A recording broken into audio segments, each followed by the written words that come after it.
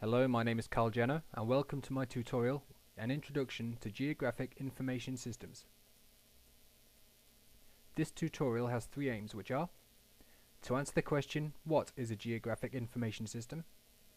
To learn some of the basic terms used in a GIS, and to look at some of the basic functions of a GIS. So we begin by answering the question, what are geographic information systems? Many people think of a GIS as a computer tool for making maps. Actually, it's a complex technology beginning with the digital representation of landscapes captured by cameras, digitizers or scanners, in some cases transmitted by a satellite, and with the help of computer systems stored, checked, manipulated, enhanced, analyzed and displayed as data reference to the Earth. Typical sources of geographic data for computer manipulation include digitized graphs, field survey data, aerial photographs, including infrared photographs, and satellite imagery. Geographic information systems technology can be used for scientific investigations, resource management and development planning. For example, a GIS might allow emergency planners to easily calculate emergency response times in the event of a natural disaster, or a GIS might be used to find wetlands that need protection from pollution. Because a GIS deals with geographically referenced information, we should take some time to examine the properties of all real-world geographic information. The first property of all real-world geographic information is location. We can identify the location of objects by simply looking at a map and describing the locations of objects in relation to one another, or through some special coordinate system that provides locations of objects through its coordinates in space. For example, we can identify the location of different states on this map.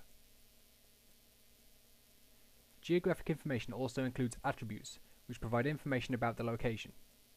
For example, California, as a geographic object, has a number of attributes associated with it, including the population, the number of farms, and the number of mobile homes. The final property of real-world geographic information is the spatial relationships associated with an object. Spatial relationships include such things as the shape of an object, or the relationship between the object and other objects. As we see here, California is a long and narrow state that is bordered by Oregon, Nevada, and Arizona.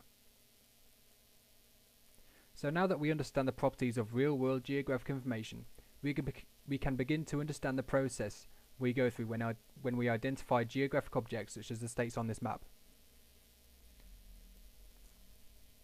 We will now look at spatial patterns. A spatial pattern is an arrangement of information in terms of physical space. Most spatial patterns you will see will show a top-down view of land, with points, lines and areas representing people, places and environments on Earth's surface. Spatial patterns are normally illustrated using one of three patterns, which are point patterns, line patterns and area patterns, as mentioned. So first we will look at point patterns. A point pattern is a spatial pattern that is composed of closely arranged points. Each point can represent anything, but in this case a point represents a city of 15,000 people or more. Notice that there are a cluster of smaller cities located around the larger cities such as San Francisco, Los Angeles, Chicago, Dallas and Washington DC. This is a pattern, and perhaps the main reason is because larger cities draw people to them because of the amenities that they offer in the form of entertainment, culture, professional opportunities and services. Land and housing prices are more expensive in the larger cities, and only so many people can live there based on the available housing, so suburbs and smaller cities develop around the larger cities. Also, notice that the density of the cities increases from east to west. There are several reasons for this.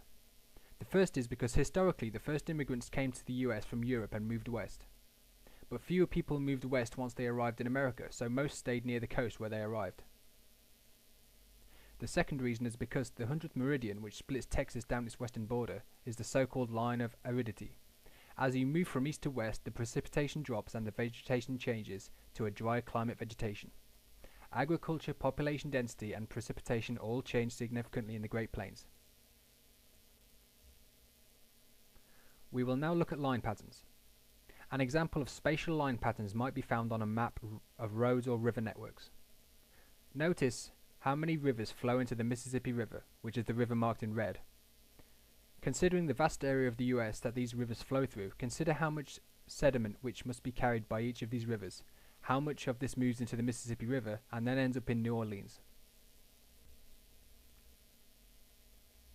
And finally, we will look at area patterns. Area patterns are used to show how statistics vary across a space of land. Here is a good example which shows the population density of US counties. So, looking at this diagram, we can see that the dark colours are all around the major cities, i.e. San Francisco, Chicago, Dallas, and Washington DC, etc., as you would predict. Also note, however, that there are trends like in Colorado along the Front Range of the Rockies and on the eastern side of the Appalachian Mountains. Similarly, you will see a high population density around the coasts and other water sources. Note the drop in population density at the 100th meridian that we discussed with the point patterns. Finally, remember that patterns involve the spaces between the shades, such as the very low population density in the western and Great Plains states.